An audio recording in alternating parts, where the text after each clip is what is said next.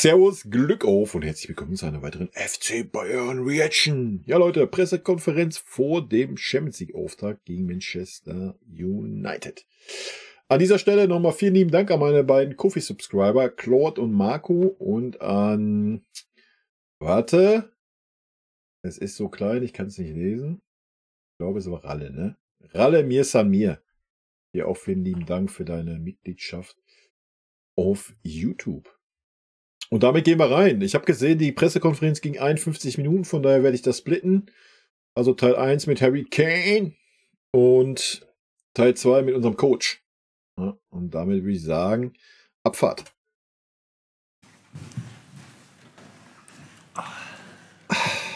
Ja, herzlich willkommen Ihnen allen hier. Ja, schrei mal richtig rein ins Mikro, ne? In der Allianz Arena. Der FC Bayern freut sich sehr, genauso wie seine vielen Fans natürlich, auf den Harry Kane, Harry Kane. Start der UEFA Champions League morgen hier im Spiel gegen Manchester United. Willkommen auch zur Pressekonferenz Teil 1 mit Harry Kane.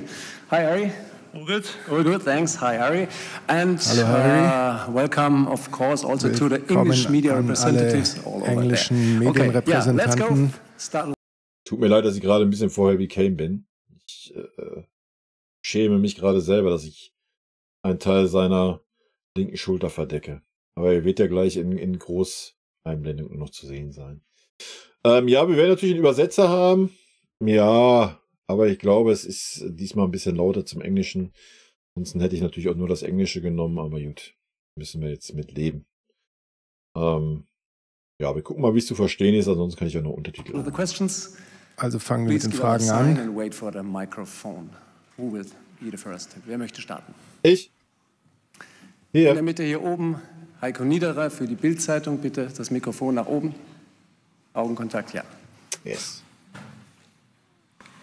Harry Kane. Wie du magst. Hello, Harry. Hi. There was a lot of rumors this summer also about Es gab English einige clubs. Gerüchte im Sommer mit englischen Vereinen. Wie sah das aus Ihrer Seite aus? War Manchester United jemals eine Option für Sie oder andere Vereine in England? Warum haben Sie sich für Bayern München entschieden? Ja, natürlich. Im Sommer gab es ein paar Gespräche mit einigen Vereinen im Hintergrund. Aber Bayern war eine Mannschaft, die mich sehr interessiert hat und auf die ich mich sehr gefreut habe. Da gab es nicht viele Diskussionen. Und dann ging es natürlich zwischen Ihnen und Tottenham um die Gespräche und der Handel wurde schließlich geschlossen. Jetzt bin ich hier. Manchester ist ein großer Verein. Aber ich habe mich entschieden, hierher zu kommen und ich bin sehr glücklich darüber. Dankeschön. Dann auf der linken Seite Taufik Khalil für den Bayerischen Rundfunk. Zwischen Bayern und Manchester United gibt es eine lange Geschichte. Das größte Match ist die Mutter aller Niederlagen 1999. Damals waren Sie 6 Jahre alt. Ich weiß nicht, wann Sie angefangen haben, Fußball im Fernsehen anzuschauen. Können Sie sich daran erinnern? Haben Sie das damals gesehen? Woran erinnern Sie sich bezüglich dieser Niederlage in Barcelona? Ja, ich habe es nicht live gesehen, aber über die Jahre habe ich oft die Highlights dieses Spiels gesehen. Das ist natürlich ein schwieriges Spiel für Bayern München, wenn man 1:0 führt und dann wenige Minuten vor Schluss doch noch verliert. Das war schon wild. Das alles nur, weil Lothar vom Platz ist. Dann hinterlässt das doch einen faden Beigeschmack. Das tut sicherlich immer noch weh, aber das ist jetzt auch eine lange Zeit her. Es hat sich sehr vieles verändert und wir freuen uns jetzt darauf, unseren Fans neue Erinnerungen und bessere Erinnerungen zu geben. Dann hier in der Mitte, yes, please. Hi, Harry. You've been here 5 weeks at the club now. Sie sind jetzt 5 Wochen hier in diesem Verein. Man muss ja auch mal kurz lobend erwähnen, dass sie es jetzt hingekriegt haben mit dem Dolmetscher. Ja, dass jetzt auch nicht beides gleich laut ist, so dass man nichts versteht, sondern dass jetzt das Deutsche schon im Vordergrund ist. Also, hier, Daumen hoch dafür. Haben Sie mittlerweile gelernt, was Bayern München bedeutet, was die Geschichte hergibt und welche Legenden es gibt? Nein, ehrlich gesagt nicht so richtig. Bevor ich hierher gekommen bin, habe ich schon gewusst, wie groß Bayern München ist. Und jetzt bin ich hier und genieße 5 Wochen erst. 5 Wochen. Krass, ne? Meine Zeit und die neue Umgebung, das neue Gefühl. Es sind natürlich 5 Wochen, in denen ich auch während der Länderspielpause unterwegs war und mit der Geburt meines Kindes zu tun hatte. Aber natürlich braucht das alles ein bisschen Zeit. Und ich denke, im Laufe der Saison werde ich das immer mehr kennenlernen und den Verein besser kennenlernen, mit den großen Namen sprechen können, die hier schon gespielt haben. Und natürlich freue ich mich darauf. Harry, I was going to ask why it was Bayern, but just walking around, seeing the facilities in the training ground, you can obviously see why. Ich wollte eigentlich fragen, warum die Wahl auf Bayern gefallen ist, aber wenn man sich hier so umschaut, kann man das schon verstehen. Was soll das denn heißen? Wie sind denn nun Ihre Gedanken, wenn Sie zurückgucken? Die Spurs schlagen sich auch richtig gut in der Premier League. Ja, für mich war das ein guter Start hier. Das ist natürlich ein großer Transfer, der sehr viel Druck und Erwartungshaltung mitbringt. Und da guckt jeder genau darauf, wie man dann auch in die Saison reinkommt. Tja. Dafür, dass er nicht im Spiel eingebunden ist, hat er 4 Hütten gemacht, Alter. Das musst du erstmal schaffen, ey. Bislang 4 Tore erzielt und bin sehr zufrieden damit. Ich kann mir schon persönlich vorstellen, dass ich noch besser hätte spielen können, aber ich muss die Mitspieler erst kennenlernen, das System verinnerlichen.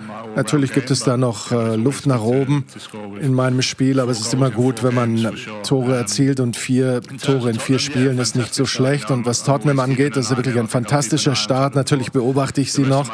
Das werde ich wohl mein Leben lang immer machen und ich freue mich sehr, dass die Mannschaft gut spielt und dass die Fans glücklich sind. Das ist wirklich eine tolle Sache. Ich bin mir sicher, dass Ja, Harry Kane hat den Fluch mitgenommen.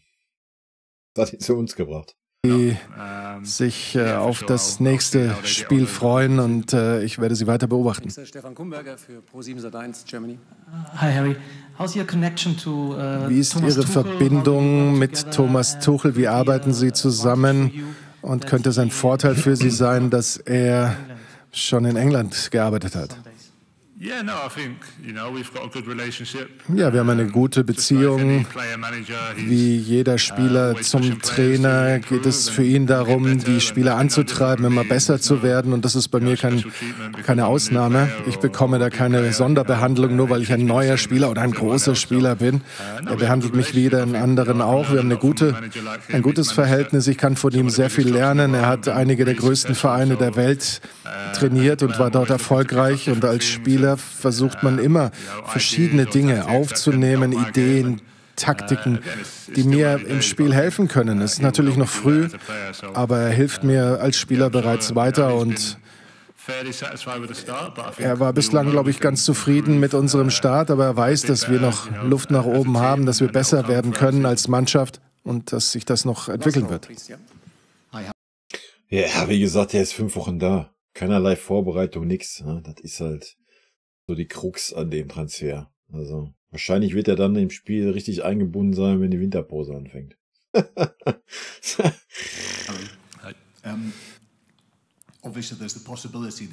Es gibt natürlich die Möglichkeit, dass Sie gegen Harry Maguire spielen müssen in diesem Spiel. Wie sind Ihre Gedanken, wenn Sie überlegen, was er da zuletzt gut durchgemacht hat in Hampden und hätte ihn Gareth Southgate vielleicht aus der Schusslinie nehmen sollen? Ja, Harry hat völlig unnötigerweise ist er da im Rampenlicht. Er ist der Sündenbock für einige Dinge, die passiert sind, wie die Mannschaft in der letzter Zeit gespielt hat. Ich weiß, dass er ist ein guter Freund von mir, ein richtig guter Junge, ein hart arbeitender Profi und aus englischer Sicht ist er einer unserer besten Verteidiger in letzter Zeit. Und ich würde fast sagen, einer der besten Verteidiger in der Geschichte unseres Landes. Aber es gehört natürlich zum Spiel, es gehört zum Fußball dazu, dass man besonders beobachtet wird mit Social Media und all den Dingen. Aber so wie ich ihn kenne, wird er immer härter arbeiten, immer versuchen, besser zu sein, konzentriert zu bleiben. Und als Nationalmannschaft stehen wir natürlich hinter ihm. Auch der Trainer hat ihm den Rücken gestärkt. Und es wird natürlich immer Unruhe geben, aber wir haben einen starken Kern in der englischen Mannschaft und das ist das Wichtigste, wenn man große Spiele angeht. Habe ich nichts von mitgekriegt. Weiß ich nicht, was da los ist, was da passiert ist. Steht da Kritik wegen schlechten Leistungen oder was? Oder? I don't know. Kann ich leider nichts zu sagen, Leute. Tut mir leid. Harry, just as a striker, als Stürmer haben Sie jetzt noch mehr Selbstvertrauen, wenn Sie sich die Verteidigung von Manchester United angucken, die sehr viele Tore abgegeben haben. Wie läuft es bei Ihnen mit Ihrem Deutschunterricht und mit dem Golf mit Thomas Müller? Ja, was United anbetrifft, die machen im Moment eine schwierige Phase durch. Das ist natürlich immer schwierig, denn sie erwarten jetzt eine Reaktion und wir müssen dann vorsichtig sein. Wir spielen hier zu Hause, wir wollen das Spiel diktieren und so spielen, wie wir das immer machen. Aber sie sind natürlich eine Mannschaft mit Stärken und da müssen wir drauf aufpassen. Ich möchte da nicht so sehr drüber nachdenken, in welcher Form der Gegner anreist, denn jedes Spiel ist Champions League ist erstmal ist jedes Spiel anders und Champions League ist nochmal anders. Haben wir letzte Saison das beste Beispiel bei uns selber gesehen. Ja? In der Champions League sind wir gerannt, haben uns den Arsch aufgerissen, haben alle gute Form gehabt und kaum war Bundesliga, war wieder alles dahin, also mal abwarten. Anders. Wir müssen die Leistung so bringen, wie wir sie schaffen können und uns Chancen kreieren. Was den Deutschunterricht angeht, ja, da bin ich noch ganz am Anfang. Ich bin da noch nicht so richtig weitergekommen, aber ich habe ja noch Zeit, das zu Nach 5 Wochen, aber was erwartest du denn auch? Junge, Deutsch ist so eine schwere Sprache, wenn man die lernt. Lernen und ich bin mir sicher, dass ich Sie da auf dem Laufenden halten werde. Und was das Golf angeht, ich habe einmal mit Thomas gespielt. Wir haben 9 Loch gespielt an einem Kurs in der Gegend. Es ist nett, so die Mitspieler kennenzulernen und mal ein bisschen vom Fußball abzuschalten. Und es ist gut, so eine Beziehung zu haben. Harry, Bayern performed pretty well in the Champions League quarterfinals against City last season, but obviously went out. Bayern hat letzte Saison eine gute Champions League-Saison gespielt, dann gegen Manchester City ausgeschieden. Erling Haaland war da der Matchwinner, der große Unterschied. Glauben Sie, dass Sie jetzt den Unterschied ausmachen können für Bayern, wenn es darum geht, die Champions League wieder zu holen? Ja, das wird die Zeit natürlich zeigen. Es gibt natürlich einen Grund, warum diese Champions League-Saison halte ich das für unrealistisch, leider. Aber vielleicht straft mich unsere Mannschaft Lügen. Würde ich mich natürlich drüber freuen, aber wenn man objektiv ist, nein. Selbst wenn wir noch einen Holding, Sixer, whatever im Winter holen sollten, der musste auch erstmal intrigieren und der muss auch genau zünden und passen und ja, du hast so viele Baustellen aktuell noch. Ich meine, vielleicht sieht es bis zur Winterpause anders aus, vielleicht reden wir dann anders. Aber aktuell ist das eine Utopie, ja, selbst mit Harry Kane. Aber ja, er ist ein Baustein, damit das in Zukunft in der nächsten Saison vielleicht realistischer wird. Ja. Aber diese Champions League-Saison, schwierig. Aber wer weiß, man weiß nie, wir sind ja immer auch für alles fähig, ne? Also von daher mal abwarten. Mich Bayern geholt hat. Sie wollen natürlich unbedingt wieder dorthin zurückkommen, dass sie auch die Champions League gewinnen können und ich glaube, dass ich eine Hilfe dabei sein kann. Ja, na klar kann eine Hilfe dabei sein, Alter. Natürlich wird das nur die Zeit zeigen, wie die Spiele laufen. Wir müssen uns zunächst mal auf die Gruppenphase konzentrieren und sicherstellen, dass wir uns für die K.O.-Runde qualifizieren. Und da ist natürlich das morgige Spiel schon sehr wichtig. Deswegen bin ich hier, deswegen möchte ich in der Champions League spielen auf dem höchsten Niveau und meiner Mannschaft helfen, die Trophäen zu gewinnen. Aber wir müssen sehen, wie das Ganze dann funktioniert. Manchester United haben 3 Niederlagen in den letzten 4, haben einige verletzte Spieler. Haben Sie jetzt das Gefühl, dass es jetzt so ein guter Moment ist, gegen sie zu spielen und auf Manchester United zu treffen. Ja, ich weiß nicht, ob es da eine perfekte Zeit gibt. Ich habe darüber vorhin schon gesprochen, dass manche Mannschaften dann eine Reaktion zeigen, wenn sie so eine schwierige Phase durchgemacht haben. Aber wir müssen eben auch zeigen, was wir können. Wir spielen hier zu Hause vor unseren Fans und es wird wichtig sein, dass wir von Beginn an im Vorwärtsgang sind und dem Gegner zeigen, was wir können. Das ist das Beste, was wir machen können. Sie sind eine Mannschaft mit Stärken im Konter, haben schnelle Spieler, aber generell wollen wir natürlich das Spiel dominieren und den Druck aufrechterhalten und den Gegner dann auseinanderspielen.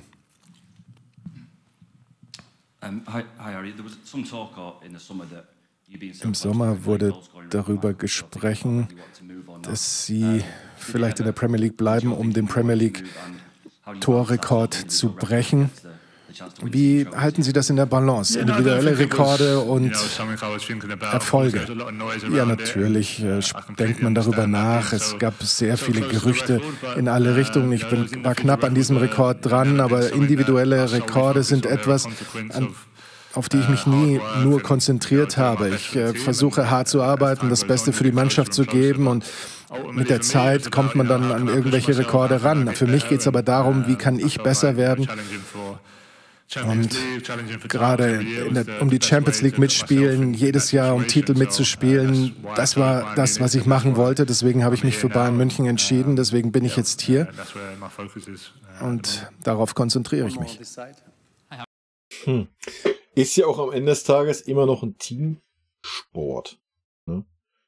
Na klar, wenn man so einen Rekord hat, ja, auf der anderen Seite, keine Ahnung, wenn Haaland jetzt bis zum Ende seiner Karriere in der Premier League spielt, dann ist der Rekord auch wieder egalisiert. Also, ja, weiß ich nicht. Ich denke, er hat die richtige Antwort darauf gegeben und ja, man nimmt ihm die Worte auch ab. Sicherlich wird auch der finanzielle Rahmen eine Rolle gespielt haben. Und wie er eben sagt, dass er bei uns Champions League spielen kann und auch die Chance hat, diese zu gewinnen. Ja. Harry, leading on from that question a little bit, how have you found the adjustment from a club where you're hoping to win matches and try and challenge for titles? Den Wechsel von einem Verein, wo sie gehofft haben, dass sie Titel gewinnen können, zu einem Verein, wo es erwartet wird, Erfolg zu haben.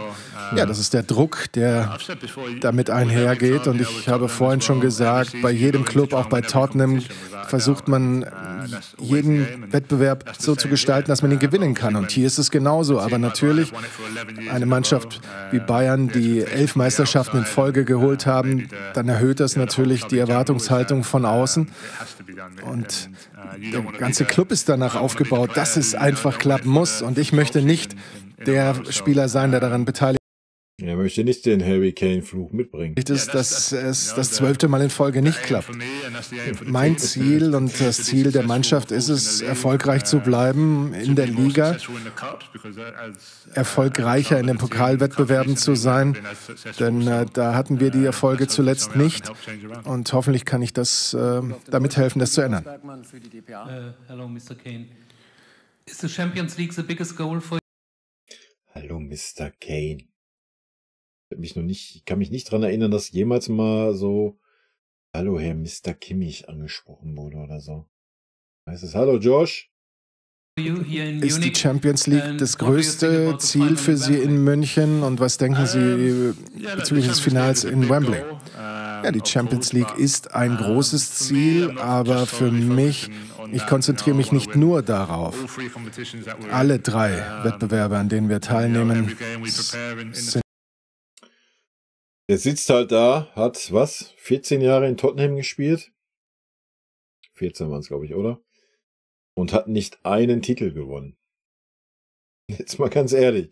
Ein Sportler seiner Qualität, dem ist das gerade sowas von scheißegal, welchen Titel er gewinnt. Er will jetzt halt einfach endlich Titel gewinnen in seinen letzten 2-3 Jahren auf Top-Niveau. Ja? Klar wäre die Champions League am schönsten, keine Frage. Aber ich glaube, er wird sich auch richtig freuen über eine Meisterschaft, über einen Pokalsieg. Und das ist halt auch nochmal, was er mitbringt bei uns. Diese Galligkeit, diesen Hunger. Sind wichtig. Wir bereiten uns auf jedes Spiel auf die gleiche Art vor, egal Liga oder Pokal. Wir bereiten uns immer gleich vor. Und natürlich ist das der größte Wettbewerb, den es in Europa gibt. Und wenn man die Champions League gewinnen kann, dann würden Träume wahr werden. Das Finale in Wembley wäre natürlich für mich nochmal etwas ganz Besonderes, denn das ist mein Nationalstadion, aber das ist jetzt noch weit weg. Und damit darf ich mich jetzt noch nicht beschäftigen. Wir fangen erstmal morgen Abend an. Wir haben eine schwierige Gruppe. Und dann ist das Finale da oben. Mal wieder. Die wir überstehen wollen. Und im neuen Jahr, hoffentlich geht es dann in Richtung Finale. Hi Harry, Mathys Tell had some very good games. Mathys Tell hatte zuletzt sehr gute Spiele, hat das späte Siegtor gegen Mönchengladbach erzielt, gegen Leverkusen eine Vorlage geschafft. Wie bewerten Sie seine Entwicklung und seinen Weg in die Startelf? Er hat die Saison richtig gut angefangen. Was mir am besten an ihm gefällt, ist, wie er trainiert. Er ist mit Vollgas dabei und mit vollem Engagement. Und das ist genau das, was man von einem Spieler erwarten wird. Letztendlich trifft der Trainer die Entscheidungen, das ist seine Aufgabe. Aber immer wenn er reingekommen ist, hat er gleich einen Unterschied gemacht. Also, er hat gleich performt. Deswegen wird es auch Zeit, dass er mal von Anfang an spielen darf. Der ist sehr selbstbewusst und spielt für uns. Und wenn wir als Verein erfolgreich sein wollen, dann müssen alle 20 und mehr Spieler eben ihren Anteil leisten. Sie haben eine schöne Sache bei Harry Maguire gesagt. Ich glaube, darauf können wir uns einigen, wenn er morgen spielt. Wie fühlen Sie sich, wenn Sie vielleicht seine Situation noch schlechter machen? Naja, so ist das im Fußball. Man spielt auch mal gegen Freunde und ehemalige Mannschaftskollegen, aber wenn man auf dem Platz steht, dann will man natürlich, so ehrgeizig ist man, das Beste für die eigene Mannschaft. Das weiß aber jeder, der schon mal Fußball gespielt hat, ja? Oder der mit seinen Kumpels Fußball spielt. Da könnte ich Storys erzählen. Schaffen und etwas anderes gibt es dann nicht in den eigenen Gedanken und das ist alles, woran. Aber solange wir nach dem Spiel wieder alles gut ist, so eine halbe Stunde nach dem Spiel, wenn sich alle Gemüter wieder beruhigt haben, dann weiß man, alles ist gut. Ja. Das ist Fußball, Alter. Ich denke, Harry ist ein toller Typ, ein toller Profi. Er ist ja auch Heavy. Heißen die alle Heavy da gerade? Nee, er ist Gary, ne? Gary Cole? Ich weiß nicht, wie er heißt. Und Heavy, alle jungen Spieler können zu ihm aufschauen und seine... Ui! Nein, kaputt gemacht. No, okay. Then we move. Werden. Das Finale in Wembley wäre natürlich für mich nochmal etwas... Er hat die Saison richtig gut angefangen, gleich einen Unterschied gemacht. Er ist sehr für die eigene Mannschaft schaffen und etwas anderes gibt es dann nicht in den eigenen Gedanken und das ist alles, woran ich denke. Harry ist ein toller Typ, ein toller Profi und alle jungen Spieler können zu ihm. Kommt davon, wenn man nebenbei mit so einem Deckel in den Finger rumspielt, wisst ihr? Und der dann auf die Tastatur fällt. Aufschauen und seine Werdegang beobachten und ihn nachahmen. Und wenn er morgen Abend spielt, ja, dann ist die Freundschaft eben 90 Minuten lang weg und dann versuche ich mein Bestes für Bayern München ein Tor zu erzielen, um meinem Team zu helfen. Es gibt zwei Namen, die herausstechen, Jude Bellingham und sie. Ihre Leistungen in der Bundesliga waren bislang hervorragend. Hat Ihnen Jude Bellingham irgendetwas über die Bundesliga erzählt vorher? Und glauben Sie, dass andere englische Spieler noch die Chance hätten, außerhalb Englands zu spielen? Was ist das denn für eine Frage? Die Chance haben englische Spieler genauso. Also ist ja auch nicht so, dass in der Bundesliga noch keine anderen englischen Spieler waren. Problem ist nur, dass viele englische Spieler halt einfach überbezahlt sind. Die verdienen halt in der Premier League einfach mehr, als wie sie bei uns in der Bundesliga verdienen würden oder in einer anderen ausländischen Liga. Nicht nur in der Premier League. Ja, ich habe mit Jude bis zum letzten Länderspielpausen gesprochen. Meine Entscheidung habe ich von niemandem beeinflussen lassen, aber ich weiß natürlich, was er in Dortmund und in der Bundesliga geleistet hat und was er da für einen richtig guten Fußball gezeigt hat. Er hat jetzt auch bei Real Madrid richtig stark angefangen und das freut mich sehr für ihn. Was andere englische Spieler... Das ist übrigens auch ein Spieler, den wir einfach komplett ignoriert haben, weil wir Kimmich Goretzka haben. Also ich glaube, dass wir mit Sicherheit auch eine Chance gehabt hätten wir uns frühzeitig mit dem Spieler beschäftigt, ihn in der Bundesliga zu halten. Ne? Ähnliches, wie es bei Haaland war wegen Levi. Na, wir müssen mal langsam von diesen, wie war's vorhin in den Kommentaren, von diesem Götterstatus weg. Ja, das sind verdiente Spieler, alles gut und schön. Aber wenn man die Chance hat, halt solche Talente dann zu verpflichten, aber die müssen dann natürlich auch spielen. Ja? Dann sollte man das halt auch versuchen zu nutzen. Also das ist ein Spieler, der uns auf jeden Fall abgeht. Ja, zum Beispiel.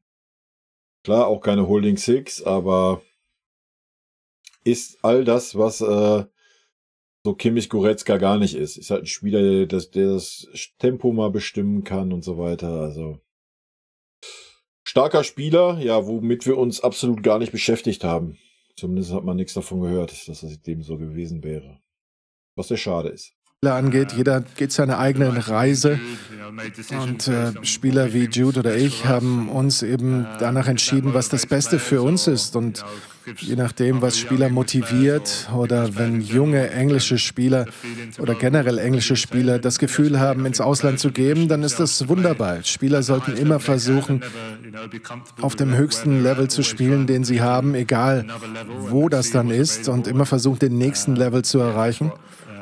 Und das habe ich auch versucht und das motiviert vielleicht andere, den gleichen Weg zu gehen. So, vielen Dank, Harry. Okay, das war Harry Kane, Leute. Harry Kane. Der ging ja schneller als gedacht. 18 Minuten. Ich hoffe, da ist jetzt nicht so eine lange Pause drin. Na, wir haben trotzdem 27 Minuten. Ich denke, das reicht für ein Video. Teil 2 mit dem Coach. Mache ich, wie gesagt, extra. Und ja. War jetzt die